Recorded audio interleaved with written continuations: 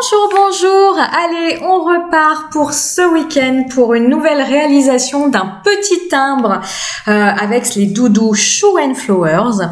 Donc, je travaille sur un papier aquarelle fontaine grain nuageux qui est un papier aquarelle idéal pour faire ressortir les aquarelles granuleuses, et je vais travailler ici avec les aquarelles de Daniel Smith. Et pour mon fond de page ici, je vais utiliser le bleu lunaire. Vous voyez à l'écran, je vous ai laissé ma petite palette. Ce bleu lunaire, je vais pas mal le diluer avec de l'eau. Donc j'ai fait une première couche assez diluée et là je viens prendre directement dans mon godet de la couleur pour en faire des petites touches de couleur plus pigmentée pour avoir un fond plus texturé. Je laisse ça de côté, je laisse sécher naturellement afin que mon aquarelle s'imprègne bien dans le papier. Je n'accélère surtout pas au heat gun parce que le heat gun, rappelez-vous, il fixe le résultat de l'aquarelle tel que vous l'avez au moment où vous passez le heat gun. Et le truc, c'est que l'aquarelle granuleuse, pour qu'elle s'exprime, pour qu'elle devienne bien granuleuse, il lui faut beaucoup d'eau et il lui faut du temps. Il faut lui laisser le temps. Il faut laisser le temps au pigment de s'infiltrer dans le papier, dans la granulation du papier. Donc laissez-lui le temps à votre aquarelle de faire son petit chemin. C'est vraiment magique l'aquarelle, mais c'est un outil de patience. C'est pas un outil pour les gens pressé. Mon petit doudou, c'est le doudou artiste. Pour son petit chapeau, j'ai utilisé le pourpre impérial que je suis venue foncer un petit peu avec le clair de lune. Le clair de lune, c'est une couleur très étonnante, c'est chez Daniel Smith. Si vous ne savez pas quoi prendre chez Daniel Smith, je vous conseille cette couleur, elle n'est pas vue ailleurs. C'est une sorte de noir, violet, rose, rien que ça. Rien que ça, c'est vraiment une couleur très très sympa. Donc le pourpre impérial, c'est un violet plus clair. Donc je viens progressivement foncer ce violet avec le clair de lune. Comme toujours, le doudou est tamponné à la Versafine clair, couleur nocturne, et ici il est tamponné sur un papier à grains satiné. Comme je reste avec mes couleurs de chez Daniel Smith, je suis passée à un papier satiné pour cette aquarelle-ci parce que je ne veux pas, au niveau de la colorisation de mon doudou, je ne veux pas que la granulation ressorte. Et comme le papier satiné est un papier à grains lisses, oui, la granulation va un petit peu ressortir, c'est normal, c'est les propriétés de l'aquarelle que j'utilise, mais beaucoup, énormément moins que si j'utilisais un papier à grains fin. Donc voilà pourquoi là j'utilise un papier à grains satiné.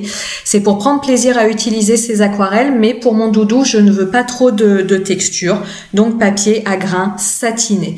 Mon doudou, je vais le laisser blanc, mais je lui fais de l'ombrage avec un gris. C'est la Kyanite véritable, c'est un gris bleu avec tout plein de paillettes, paillettes que vous ne voyez pas à l'écran. C'est pas une aquarelle qui se veut être pailletée. Daniel Smith fait des aquarelles nacrées pailletées. Celle-là, elle ne se veut pas dans cette catégorie-là, mais simplement la kyanite, c'est une pierre qui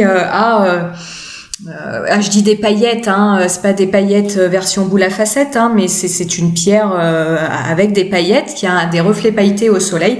C'est pour ça que ce gris est un petit peu à paillettes. Et j'ai pris l'habitude maintenant d'utiliser cette couleur pour faire tous mes ombrages de blanc. Je la trouve vraiment idéale.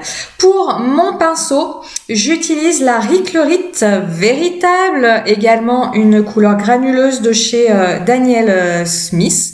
Et pour mes petits feuillages, j'utilise l'apatite verte véritable à laquelle je vais ajouter des petites touches. Là, vous voyez sur le second feuillage, je viens lui mettre quelques petites touches de marron, de la Riclerite véritable, et des petites touches aussi de marron périlène. Ça donne comme ça des petites touches de rouge. Pour les pommettes de mon petit doudou, je regarde ce que j'ai utilisé pour avoir un rose clair comme ça. Et oui, je ne l'ai pas noté. mais je regarde bien.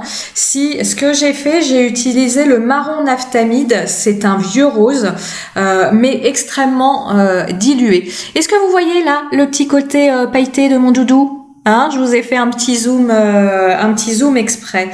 Mon doudou est découpé, mon fond de timbre. Regardez cette granulation. Ah non mais alors moi c'est vraiment le type de truc où je suis fan. Et je viens avec un pochoir cœur de cette année de la Fée du Scrap. Appliquer une pâte de texture, c'est une pâte Finabert argent. Très très bien cette pâte, hein, ça fait partie des pâtes, comme on dit, ni trop épaisses, ni trop liquides. Je suis venue appliquer cette pâte sur mon fond de page avec des cœurs. Pourquoi des cœurs? C'était pour signifier vraiment mon amour pour la peinture, pour la colorisation, donc voilà, des petits cœurs. Là, j'ai accéléré le séchage au heat gun puisque cette pâte va un petit peu gonfler quand vous passez le heat gun dessus, mais pour autant ne va pas perdre en intensité et va garder son effet 3D. Donc c'est pas gênant ici d'utiliser le heat gun. Vous avez d'autres pâtes de texture qui ne supportent pas, qui se mettent à faire des bulles, qui se mettent à sentir mauvais. Donc je pense que c'est pas du tout bon pour les poumons. Celle-ci, tout va bien. Un petit texte issu également d'une planche de Shoe Flowers. Comme toujours, les références sont en descriptif de la vidéo. Vous voyez, je laisse toujours une petite marge en haut de mon timbre quand j'applique ma pâte de texture pour appliquer mon texte. Sur mon fond de carte, j'ai mis des projections au marqueur acrylique noir Artistro. Quelqu'un m'a demandé sur Amazon, ces marqueurs, on peut les acheter en lot, soit en lot de toutes les couleurs, soit en lot de 5 noirs, 5 blancs, etc. On m'a demandé s'ils existaient à l'unité. Je ne sais pas. Moi, j'ai tout acheté chez Amazon pour les marqueurs Artistro, mais Artistro a une boutique sur internet.